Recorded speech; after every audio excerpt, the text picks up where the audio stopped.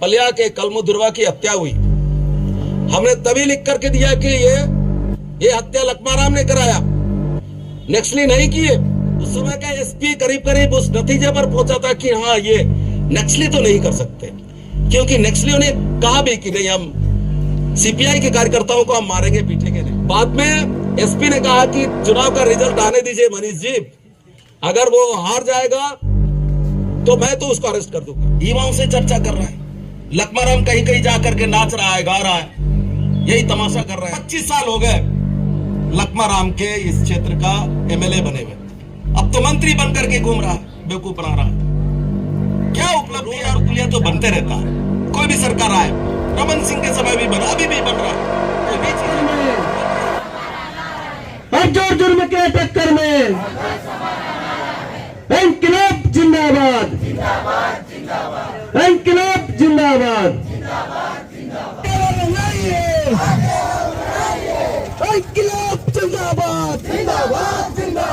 इंकलाब जिंदाबाद।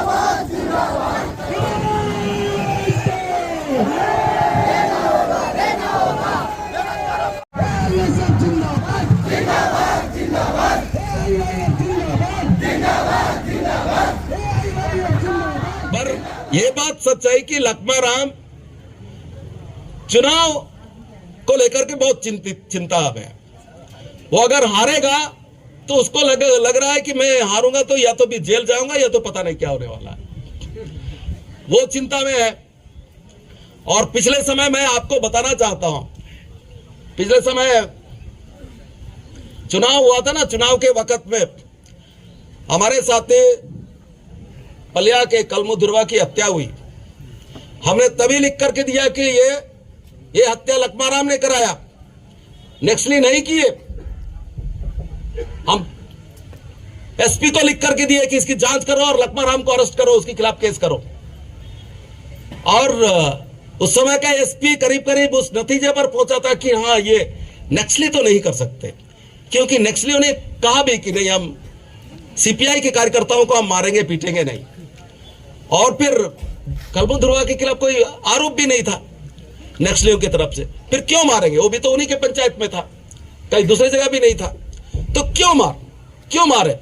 उस बात को लेकर के वो एसपी भी काफी जांच पड़ताल कर रहा था।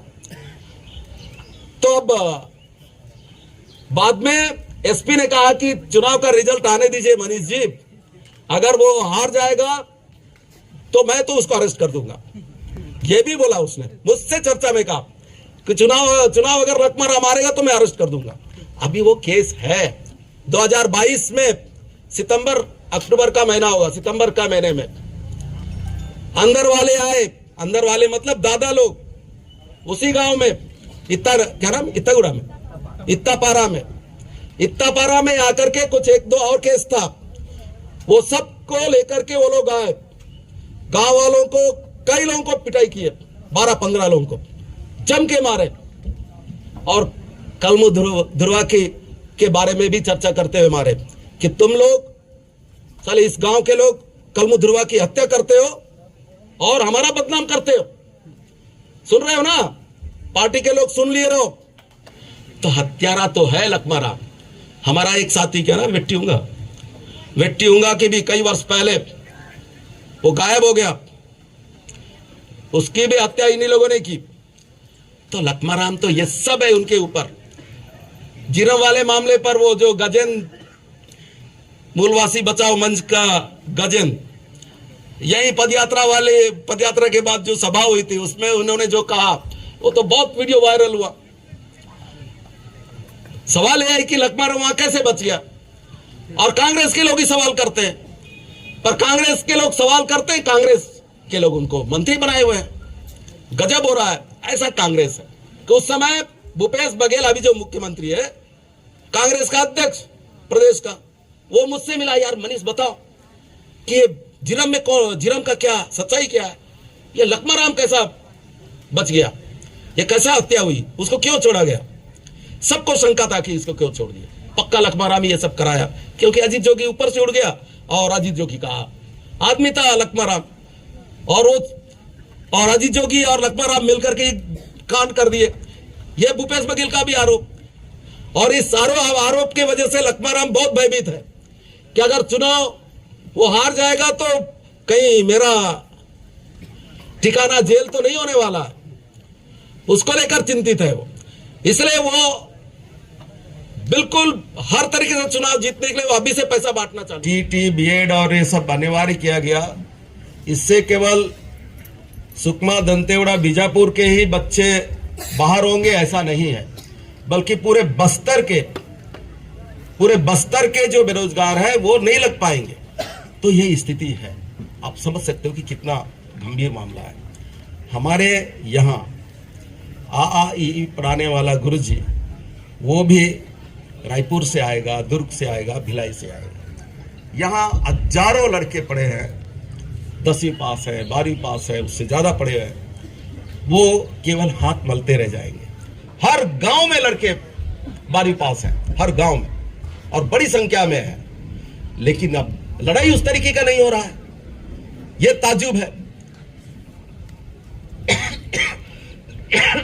अगर यही उन दिनों जैसा टेम्पो होता, उत्साह होता, लोग अगर गुस्से में होते, तो सच बताएं कि ये सारे बेरोजगार लड़के जो आज क्रिकेट बल्ला और गेंद लेकर घूम रहे हैं, वो अगर सड़कों पर होते तो मजाल है लखमाराम और उसका बेटा घर से भी नहीं निकल पाते,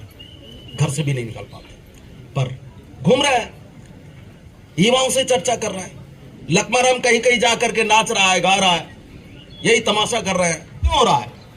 क्योंकि लोगों को कोई गुस्सा ही नहीं है, कोई शिकायत नहीं है। आप बताओ, 25 साल हो गए लखमाराम के इस क्षेत्र का MLA बने हुए, अब तो मंत्री बनकर के घूम रहा है, बेवकूफ बना रहा है। क्या उपलब्धि है बताओ? हेलीकॉप्टर में घूम रहा है, सब में घूम रहा है। क्या उपलब्धि है उसका इस क्षेत्र के लिए, इस बस्तर के लिए? बस्तर छोड़िए, इस इलाके के लिए क्या है, क्या उन्होंने दिया? अरे रोड और पुलिया तो बनते रहता है, कोई भी सरकार आए, रमन सिंह के समय भी बना, अभी भी बन रहा है, कोई नई चीज है क्या? बन रहा है, किसी की सरकार में भी बनेगा, कोई भी MLA MP रहेगा तो बनेगा। और लखमाराम ने क्या किया बताइए? क्या किया? किस लड़के को पढ़ाया, किसको डॉक्टर बनाया, किसको इंजीनियर बनाया, किसको बड़ा नौकरी दिलवाया? बताइए, एक उदाहरण बताओ। वो केवल शोषण ही कर रहा है। इसलिए अब अगर वो उसको भी मत देखो। वो यदि खुद पढ़ना चाहे तो 25 साल में वो MA भी कर लेता, मेरे ख्याल से लॉ भी कर लेता।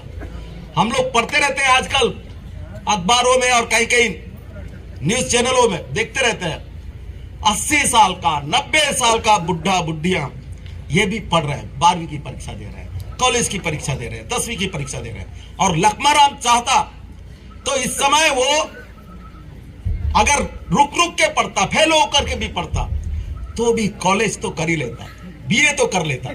पर वो अनपढ़ बने रहना चाहता है, और अनपढ़ रह करके बेवकूफ बना रहा है सबको। दादी काय का दादी, किसका दादी है वो? लेकिन वो युवाओं से जो चर्चा कर रहा है, वो क्या कर रहा है? सब लड़के उनको सर तो बोल रहे हैं, ठीक है, बोलना चाहिए, लेकिन जैसा बाप अनपढ़ है तो उसका बेटा भी जब वो कॉलेज का परीक्षा दे रहा था, कॉलेज है ना, कॉलेज वो BA किया या नहीं मालूम, वो जब हॉस्टल में पढ़ रहा था तो यह सब का झंडा लेकर के आता था। उसका बाप क्या नाम, नहीं सरपंच भी था, MLA भी था, उसके बाद भी हॉस्टल में पढ़ा ना 1-2 वर्ष, जब उसका बाप MLA था। तो यह ऐसे वाले जब रैली निकालते थे तो अब उस समय हॉस्टल में अनिवार्य था, सबको जाना है झंडा लेकर के, तो वो भी चला आता था। तो उसको हम लोग हॉस्टल से ही देखे, पढ़ाई में तब भी अच्छा नहीं था, वो पढ़ाई में बिल्कुल अच्छा नहीं था, तो वो तो 8वीं पास करने की हालत में भी नहीं था। अब वो पता लगा कि वो BA भी कर लिया, और मालूम हुआ कि ये कॉलेज में BA का जो पर्चा लिखते हैं ना, पेपर, वो खुद नहीं लिखा, कोई दूसरे से लिखवाया, दूसरा उसके नाम से बैठता था। मतलब ये सब फर्जी डिग्री वाले हैं, और वो फर्जी डिग्री लेकर के वो युवाओं से चर्चा कर रहा है। वो पढ़े लिखे लड़कों से जो मेहनत करके पास हुए हैं 12वीं और कॉलेज, उनसे चर्चा कर रहा है। तो शर्म आना चाहिए हम सब लोगों को भी। जो लड़के उनसे चर्चा कर रहे हैं उनसे सवाल करना चाहिए कि तुम्हारा जो डिग्री है वो फर्जी है, तुम्हारे जगह कोई दूसरा पेपर लिखा है, उससे सवाल करना चाहिए। 25 वर्षों से है तो क्रिकेट में बहुत पैसा खर्च करते रहता है। ये बहुत साजिश के साथ हो रहा है, साजिश। ये जो पढ़े लिखे लड़कों को एक क्रिकेट का नशा में लिप्त करा लो, उसमें बिल्कुल संलग्न कर दो और फिर मजे लो, यही हो रहा है। और हमने कई दफे कहा, लड़कों से कहा कि क्रिकेट तो खेलो लेकिन लत नहीं होना चाहिए, पर खेल रहे हैं, भीषण धूप में भी खेल रहे हैं। तो ये साजिश है, बिल्कुल साजिश है। और अगर अरे वो साजिश में ये लोग सफल भी हो रहा है सभी जगह। ये कोई सुकमा जिले में हो रहा है ऐसा नहीं, पूरे प्रदेश में, बस्तर के हर कोने में, गांव में लोग क्रिकेट खेलते रहते हैं। खेलना चाहिए, अच्छा है। आज अगर ये जो नेता है हजारों लाखों रुपया जो खर्च कर रहे हैं क्रिकेट पर, अगर यही नेता अगर दूसरे खेलों पर खर्च करते तो बहुत सारे लड़कों का भला हो जाता। एक तीरंदाजी में करा लेते, जो यहां का एक तरह से परंपरागत खेल है। तीरंदाजी में अगर इस तरीके का अगर कंपटीशन कराए होते, और वो जो धनुष आता है, एक धनुष कितने में आता है? 2 लाख, 2.5 लाख, 3 लाख, 5 लाख, उतना में आता है। वो धनुष हर ब्लॉक में दे देते, हर पंचायत में दे देते, और वो कंपटीशन कराते रहते। तो मैं समझता हूं कि तीरंदाजी में हमारे इस बस्तर से बहुत सारे राष्ट्रीय अंतर्राष्ट्रीय खिलाड़ी निकले होते, नाम होता, देश का नाम रोशन करते, इस बस्तर का नाम रोशन करते, घर का नाम रोशन करते। और ये क्रिकेट में कोई गुंजाइश नहीं है जिस तरीके की हालत है इस देश के अंदर।